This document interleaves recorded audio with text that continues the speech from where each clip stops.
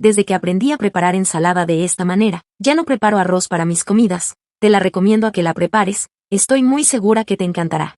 Para esta deliciosa receta necesitaremos 2 pechugas de pollo. Procederemos a cortar estas pechugas de pollo en tiras medianas, para luego poder cortarla en cubos, así de esta manera como lo estoy haciendo.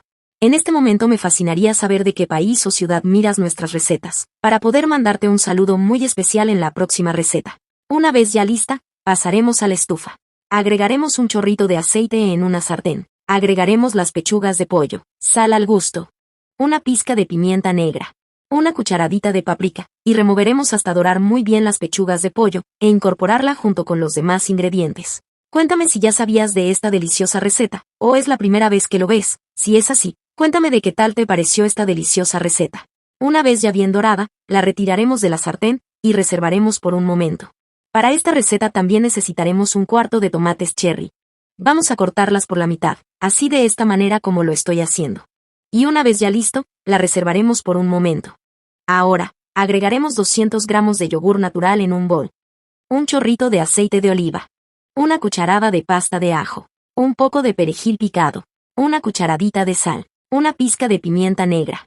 El zumo de medio limón, y vamos a mezclar hasta que todos estos ingredientes se incorporen por completo. Una vez ya bien mezclado, la reservaremos por un momento. En otra sartén agregaremos un chorrito de aceite, 2 unidades de pan picado en cubos, orégano en polvo al gusto, y removeremos hasta que nuestros panes queden bien crujientes.